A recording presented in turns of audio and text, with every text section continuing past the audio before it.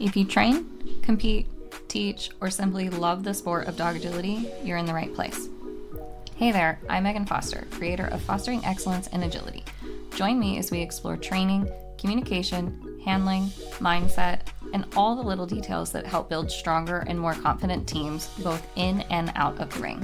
Whether you're just getting started or working toward big competition goals, this podcast is here to support your journey with your individual teammate. Let's get started.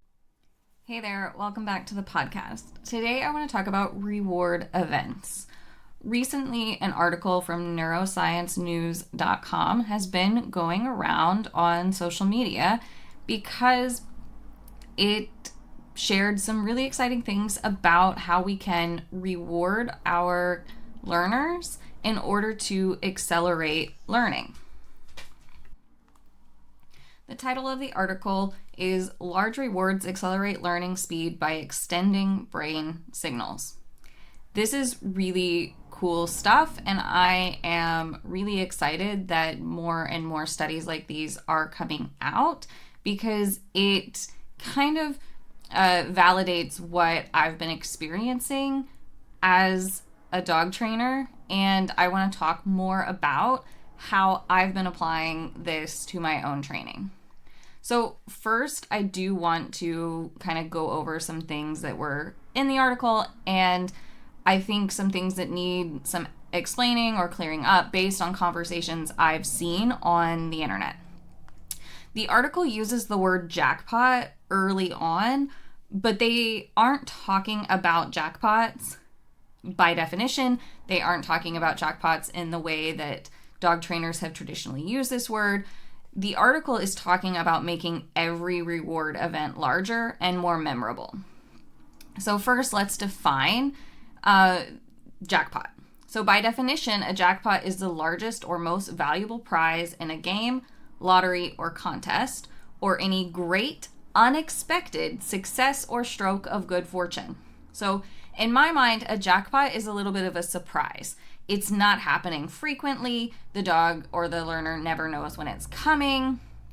And in traditional dog training, the way I've seen this jackpot concept be used is when the dog has a breakthrough or does something super exceptional.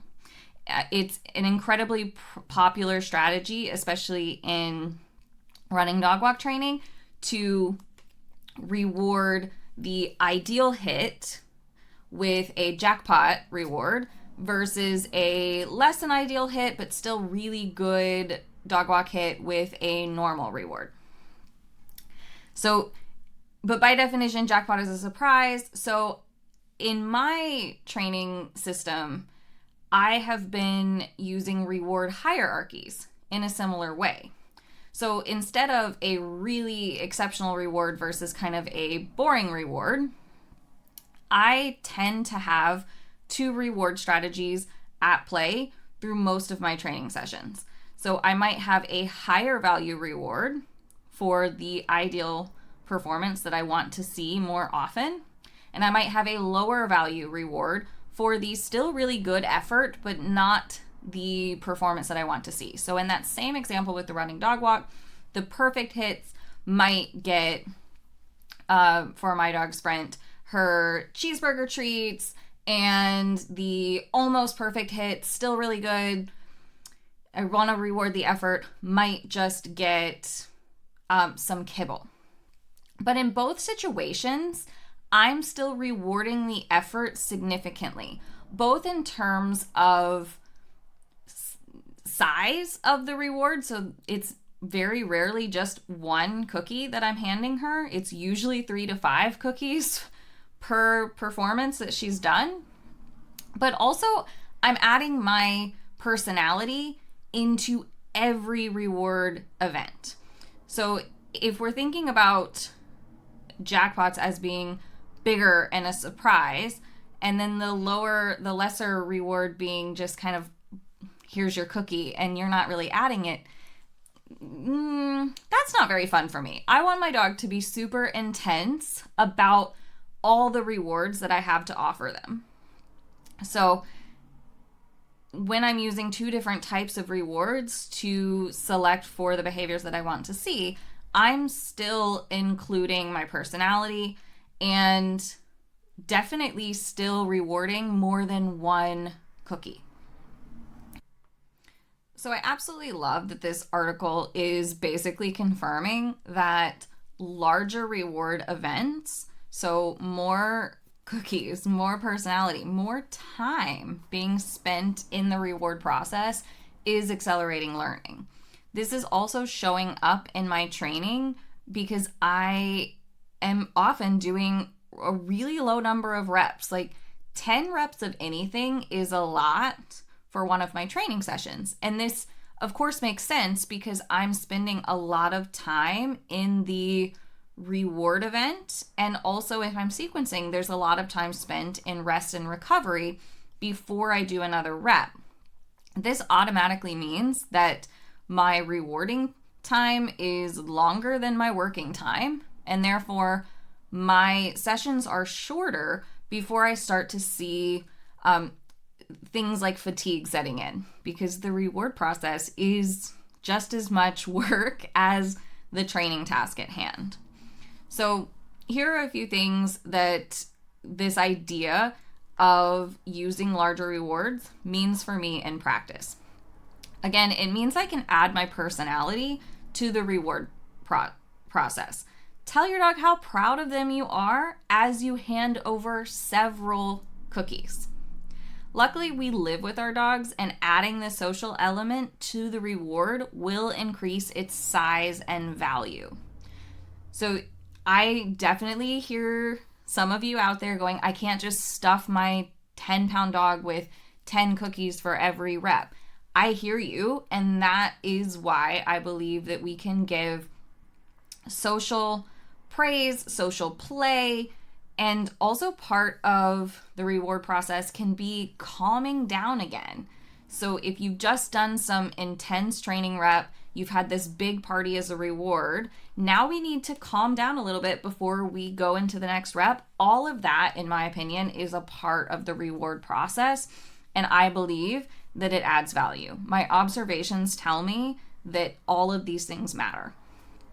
So the second thing I want to dive into is matching the length and the power of that reward event to the effort that they made.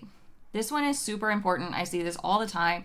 A dog runs a 10 obstacle sequence and the trainer hands over one cookie with maybe a good dog or 5 seconds of tugging, and they're right back at the start line ready to go again. So if this is happening chronically, you might see some issues of motivation creeping in. And I've talked about this in a previous episode. This can also create dogs that no longer value the rewards that you have for them because they value the agility more, because they're getting more agility. And your reward events aren't that great. So my rule of thumb is that the reward process should take at least as long as the work took. And if I'm trying to increase motivation, I'm leaning in the direction of 2 times as long. So this is especially true, again, when I'm sequencing or I'm trying to build longer chains of work and I'm trying to move reinforcement to the end of the run or even outside of the ring.